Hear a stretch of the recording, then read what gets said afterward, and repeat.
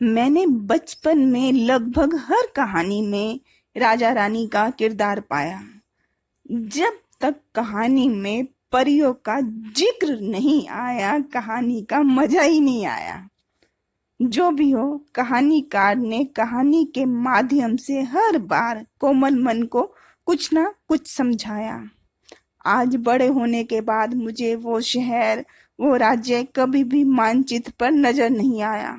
खैर, जो भी हो, अपने जमाने में कहानियां सुनने का मैंने भरपूर आनंद उठाया। तुमसे बातें करते करते भी मुझको एक किस्सा कहानी याद आया। अगर तुम चाहो तो मुझे सुनाने में ऐतराज नहीं। सुनोगे? चलो सुनाते हैं। एक राजा था, यकीनन अपने आप में ईमानदार और न्यायप्रिय, जैसे बाकी राजा होते हैं या होते थे। खैर अब तो नहीं होते, आजकल तो लोकतांत्रिक शासन प्रणाली है। खैर, मैं कहानी सुना रही थी। एक राजा था, यकीनन अपने आप में ईमानदार और न्यायप्रिय, लेकिन मुझे उसका नाम नहीं पता, क्योंकि मुझे भी कभी किसी ने नहीं बताया। वो राजा बाकी राजाओं की तरह ही अपना वेशभूषा बदलकर अपनी प्रजा की खैर खबर रखता था। इसी दौरान उसने एक बुजुर्ग आदमी को पौधारोपण करते देखा, लेकिन उसको ये सब हजम हो नहीं पाया। उसने अपनी तरफ से खुद ही अपने सवाल का जवाब ढूंढने की कोशिश की, लेकिन उसको जवाब मिल नहीं पाया।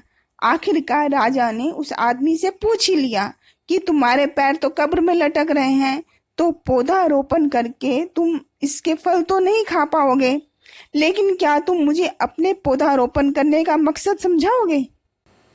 उस बुजुर्ग आदमी ने राजा को बस इतना ही कहा कि हर काम को पूरा होने में एक मिनिमम समय लगता है।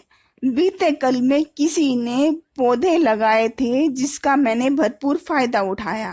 उन फलों को सिर्फ मैंने ही नहीं, आपने भी खाया। इससे पहले कि वो पेड़ बूढ़े होकर मर जाएं, क्यों ना हम भावी पीढ़ी के लिए पेड़ नए लगाएं।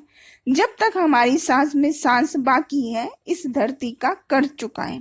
दुनिया छोड़ने से पहले क्यों ना हम धरती को हरा भरा बनाएं। बुजुर्ग आदमी से ऐसा जवाब सुनकर राजा से कुछ कहते बन नहीं पाया। उसने सिर्फ इतना ही कहा, मेरे अब तक के जीवन में मुझे आप जैसा इंसान मिल नहीं पाया। आप जहां भी रहो हमेशा मेरी यादों में रहोगे। बस कहानी तो यही खत्म होगी, लेकिन तुमने इस कहानी से क्या सीखा मुझको अब तक नहीं बताया। क्या कहानी सुनकर तुमको मजा आया? क्या तुमने बचपन का लुत्फ फिर उठाया? हम्म लेकिन तुमने मुझे नहीं बताया। गलत बात है ये तो।